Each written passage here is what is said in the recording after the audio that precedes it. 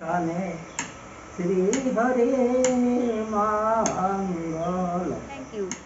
You. তুমি ক পেয়েছো ক? শুভ সকাল বন্ধুরা, আরেকটি ব্লগে তোমাদের স্বাগত।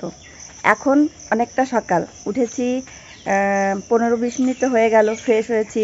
তো তারপরে এখন ঘড়িতে দেখলাম 5টা 10 বাজে। উঠে দেখছি তোমাদের দাদা নিয়েই মানে হাঁটতে গেছে, আবার নতুন করে মর্নিং ওয়াক শুরু করেছে। মানে যে কাজটাতে গেছে 1 মাস সেটিং হতে তো টাইম তো লেগেছে, যে কেমন কি ডিউটি হয়। তো এখন মোটামুটি আমরা সেটিং হয়েছি কেমন কি হয়। তো ও তো গেছে হচ্ছে মর্নিং ওয়াকে, এসেও গেছে। এবার আস্তে আস্তে কি করছে তোমরা দেখাই, চলো দেখো। চলো বন্ধুদের বলে দাও শুভ সকাল। শুভ সকাল বন্ধুরা, এখন ভোর 5টা 5। সকালে উঠেছি 8:30-এর সময়, উঠে হাঁটতে গেছি। তারপরে এসে সকালে যেগুলো হয় আর একটু ফ্রিহ্যান্ড করতে হয়। তোমরা যে যা ওঠোনি এখনো, তোমরা যারা ওঠোনি ফটাফট উঠে যাও ঘুম থেকে।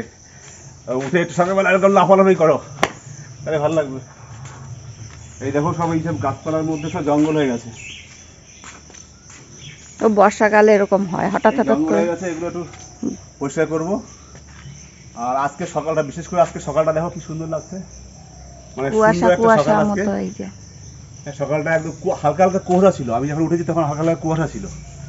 মনে হচ্ছে যেন সেই শীতকালের সকাল। শীতকালে যেমন উঠেই কুয়াশা দেখি না আমরা, উঠেই ঘর থেকে বেরিয়ে বাইরে তাকালেই একদম কুয়াশা কুয়াশা দেখি, ঠিক তেমনই ছিল আজকে সকালটা। এখনো হালকা হালকা আছে, হয়তো অতটা বোঝা যাচ্ছে না ক্যামেরার মধ্যে, কিন্তু বেশ সুন্দর একটা সকাল। আকাশটা পরিষ্কার একদম। তো মনে হচ্ছে আজকে দিনটা ঝলমলেই যাবে আর কি। আবার 2 দিন আগে বলছিল যে নিম্নচাপ হবে, হয়েছে আর কি, 4-5 দিন থাকবে, তাই না? কিন্তু কালকে পরশু তো ছিল। আজকে তো সকালটা এখন পর্যন্ত ঠিক লাগছে, জানি না পরে কি হবে। আর মা এখনো ঘুম থেকে ওঠেনি। আমার বোন এসছে 2-4 দিনের জন্য বেড়াতে, মাকে দেখতে। তো এখনো শুয়ে আছে মা। তো মাকে উঠলে মাকে সব করিয়ে রেডি করে দিতে হবে। সকালে প্রথম কাজ মাকে ঠিক করে দেওয়া। তো যেহেতু এখন 2 দিন এসছে আমার বোনই সব কিছু করছে এখন। আমি দেখলাম যে অনেকদিন পরে এসছে মার কাছে, ওই করুক, তো বোন একটু শান্তি পাবে আর কি। সবসময় তো আমরা করি। তো এখন বোন 2 দিন করছে, আমি একটু রেস্ট পেয়েছি আর কি। তো ভালোই হয়েছে। আর এখন একটু কাজ করি, তারপর রেয়াজ করবো। আর এই দেখো বন্ধুরা, আমাদের বাড়িতে কতগুলো কাঁঠাল হয়েছে গাছটার মধ্যে, দেখো অনেক বড় হয়ে গেছে কাঁঠালগুলো। এই যে 1টা 2টো 3টে 4টে 5টা 6টা 7টা 8টা 9টা 10টা কাঁঠাল হয়েছে। এইগুলো বেশ ভালো, এগুলো কোনো পোকা ফোকা লাগেনি বন্ধুরা। আর আমার বোন বলছে এঁচড় খাবে, একটা এঁচড় কাঁঠাল উঠে। আর ওইখানে একটা কাঁঠাল গাছ আছে, ওখানে 2-3টে কাঁঠাল হয়েছে। একটা ছোটো, এর থেকে একটু ছোটো আছে, ওর মধ্যে একটা তুলে ওকে আজকে এঁচড় খাইয়ে দেবো। কালকে বলছিল একটু এঁচড় খেতে ইচ্ছে করছে। বাকি সব জঙ্গল হয়ে গেছে, দেখো কেমন। এই দেখো বন্ধুরা, এই যে মা দাঁত মাজছে, মাকে ব্রাশ করে দিচ্ছি সকালে, এখন স্নান করাবো। আমার ওই যে বন্ধুদের বলে দাও good morning. Good morning. Tata করে দাও। টাটা। বলো আমি স্নান করছি। বলো আমি স্নান করছি। স্নান করতেছি। আজকে মাকে মর্নিং ওয়াক করাবো, তাই না? তাই না? এইখানে এইখানে এইখানে এ রাম মা, এই শোনো শোনো, ওই এই তো এই এই সকালবেলা তো বারো ঠান্ডা ঠান্ডা লাগে আর কি, কিন্তু গরম জলে স্নান করাচ্ছি কিন্তু মা, কোনোদিন ঠান্ডা জল দিয়ে করাই। এই দেখো গরম জল একটু ঠান্ডা, তোমার ই আছে ঠান্ডা লাগছে একটু? ভালো লাগবে তো না মা? হ্যাঁ আর দিস না। আর দিচ্ছি না, বেশ লাগবে। সামান্য কোথায় সামানটা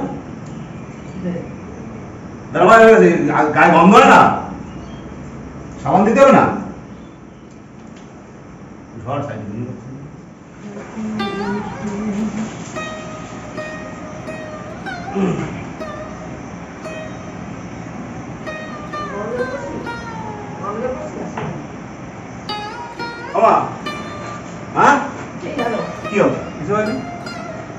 রানতে যাও। টান হয়ে গেছে, আমি রান্না ওমা, করতে আজকে রান্না যাবো। করবো না মা তুমি? আজকে রান্না করবো না, রান্না করবো না? হ্যাঁ? হ্যাঁ? এগুলো তো রান্না করবো না একদিন, আজকে রান্না করো মা। চেয়ারে বলবো, চলো মা। কমপ্লিট হয়ে গেল মা সকালবেলার কাজ। এখন একটু দাঁড়াবো তো?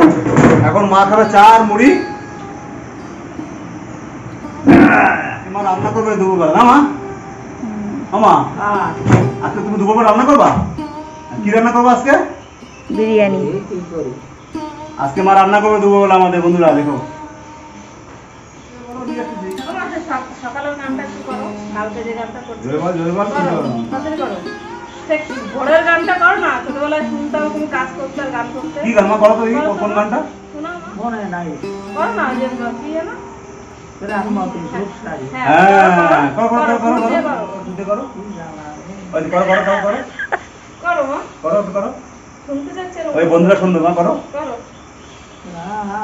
মতে শোক সারে কহিল সর্বরে শ্রী হরে মঙ্গল গাহে। আগে ভোরবেলা কাজ করতে হবে, এই গানটা করতে হবে। ওহো, হয়েছে মা? হয়েছে? আরো আছে করো করো করো না, করো এরকম করো। বাপ রে বাপ, আমা করো, আজকে ফার্স্ট এটা হলো। আমা করো। মার গান মনে আছে, মা গান করছে, চিন্তা করে। তারপরে কি রিধি নাকি তো বলছিলে? রেধে নে দো বনে কাছ থেকে দেখা বললে? সনে শ্রী হরে মঙ্গল গাও হে রেধে নে দো বনে শান্তি মাই শ্রী হরি মঙ্গল গাও হে তারক মানন্দ গোলক চান গোলক চান না মা? তারপরে বলে আর পারবো না, থ্যাংক ইউ। Thank you. মামা তুমি ক পেয়েছো, ক? মামা হেভি গান গাইলে তো মা অনেকদিন পর, বাপ রে বাপ, আজ কমসে কম 30 বছর পর গান শুনলাম মা, না 30 বছর হবে না?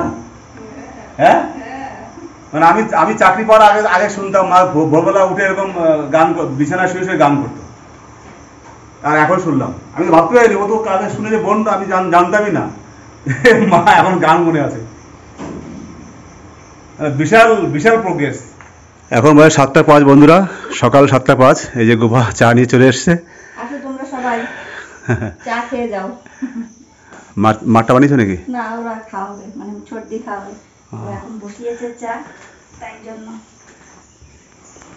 এখন বোন এসছে না বাড়িতে, দুদিন হলো, একটু ইচ্ছা করে, স্বাভাবিক। তো ওই জন্য আমি আর কিছু করছি না বেশি কিছু, বোনের উপর ছেড়ে দিয়েছি আর কি, যে ও একটু করুক, একটু করলে একটু মনটা ভালো লাগবে, আজ চলে যাওয়ার পরে মনটা ভালো লাগবে যে আমি একটু মাকে সেবা যত্ন করে এসেছি আর কি।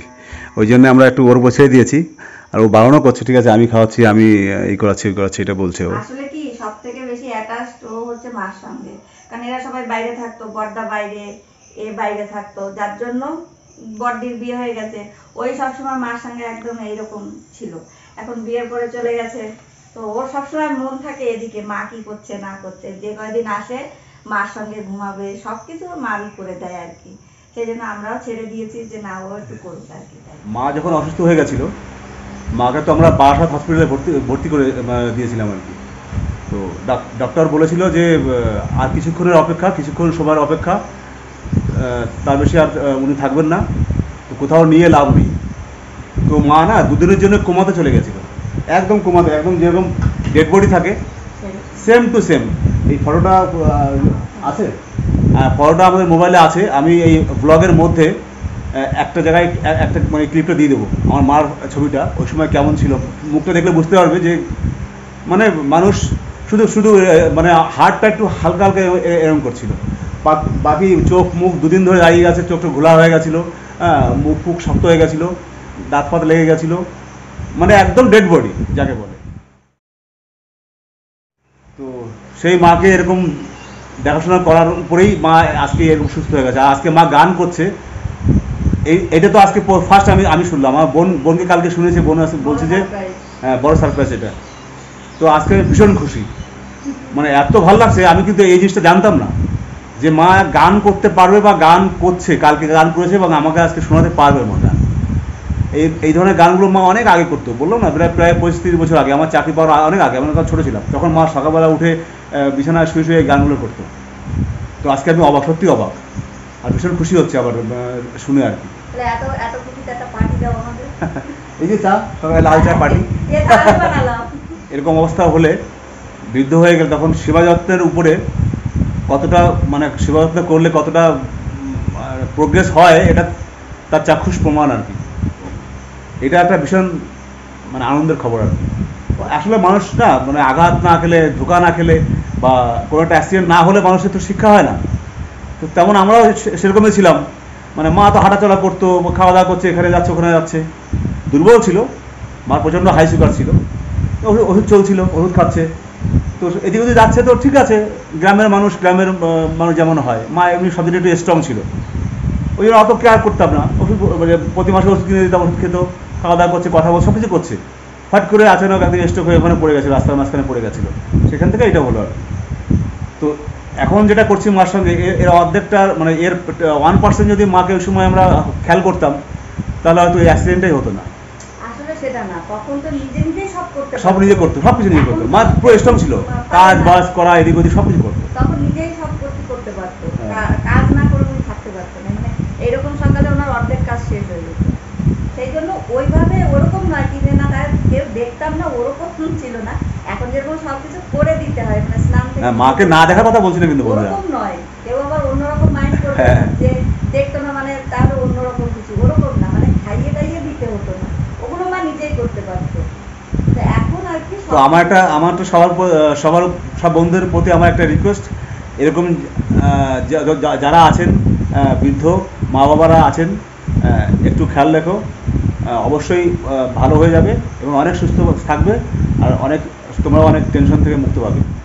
একটুখানি খেয়াল রাখলে সব ভালো হয়ে যাবে, অনেক সুস্থ থাকবে। এটা আমার রিকোয়েস্ট, সবাই করো। আর এটা আমাদের কর্তব্য, এটা করা উচিত।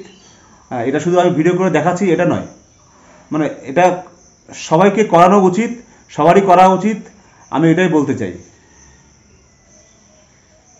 ঠিক আছে, চাটা খেয়ে নিই, তারপরে একটু রেয়াজ করতে বলবো, তারপরে যা করবো তোমাদের অবশ্যই তোমার সঙ্গে শেয়ার করবো, তোমার সঙ্গে থেকো। এখন বাজে ঘড়িতে 10টা 10। এই যে এখন আমরা ব্রেকফাস্ট করব। ছেলের খাওয়া হয়ে গেছে, ও কী খেয়েছে, গৌরব কী খেয়েছে? সিদ্ধ ভাত। মা তো ডালি খেয়েছে, ওটস। আজকে ওটস বানিয়েছিলে? মার জন্য ওটস বানিয়েছিল আজকে, তো বোন খাইয়ে দিয়েছে। আর আমরা এখন এই যে সিদ্ধ ভাত খাবো। আসলে বন্ধুরা কী হয়েছে, কালকে রাত্রেবেলা রুটি খেয়েছিলাম, দুটো রুটি খেয়ে প্রচণ্ড তিনটে রুটি খেয়েছিলাম না, তিনটে দিয়েছিলাম না? হ্যাঁ, 3টে রুটি খেয়েছিলাম। আর হ্যাঁ, খিদে পেয়ে গেছে। আমি বললাম সেদ্ধ ভাত রান্না করো, না হলে প্রচণ্ড খিদে পেয়েছে, না খিদে মিটবে না আর কি। এই ভেন্ডি সিদ্ধ আর ডাল, ব্যাস এটাই এখন টিফিনের মতো খাবো আর কি। আর আজকে আমাদের এখানে ইলেকশন, ভোট চলছে, গোপা ভোট দিতে যাবে। আমার এখনো ভোট হয়নি, আমি এখনো বাচ্চা, আমার এখনো ভোট হয়নি। আজকে ব্রেকফাস্ট একটু লেট হয়ে গেছে, কারণ আজকে বাজারে গেছিলাম। গোপা বলছে কি বিকালে আমার এই ভাগনাটা এসছে, মানে ভাগ্নে এসছে, মানে আমার বোনের ছেলে মেয়ে আর কি। আর তারপর আমার ছেলে আছে, আমার ভাইজিটা আছে। তো আমার ছেলে খুব বিরিয়ানি ভক্ত, তো গোপা বলছে কাজ করি, আর ওদের আজকে বিরিয়ানি বানিয়েছি বাচ্চাগুলোর জন্য। আর ওরা মাছটা তত ভালো খায় না, একজন প্রতিদিন একটু ভালো খায়, একজন খায় না, মানে 4-5-4টে বাচ্চা, তো 4 রকম বাহানা ওদের। একটা জিনিস রান্না করলে 4 জন খাবে এরকম কোনো নেই। তো বিরিয়ানিটা সবাই মোটামুটি খায়, আমার ছেলে প্রচণ্ড ভালো খায়। তো বললাম তাহলে বিরিয়ানি, ও বলছে গোপা তাহলে বলছে যে বিরিয়ানি বানিয়ে দিই বিকালবেলাতে। আমি ঠিক তাই করো। সেগুলো চাল ফালাগুলো বিরিয়ানির যে সরঞ্জামগুলো হয় আর কি, ওগুলো আনতে গেছিলাম। তো আজকে ব্লগটা এখানে রাখছি। ভালো লাগলে অবশ্যই লাইক করে দিও, কমেন্ট করে দিও, জানিয়ে দিও কেমন লাগলো। আর নতুন বন্ধুরা সাবস্ক্রাইব করার পাশে থেকো। আবার দেখা হচ্ছে নতুন কোনো দিনের সুন্দর একটা ব্লগ নিয়ে তোমার সাথে আড্ডা দিতে আসবো। Bye bye, tata.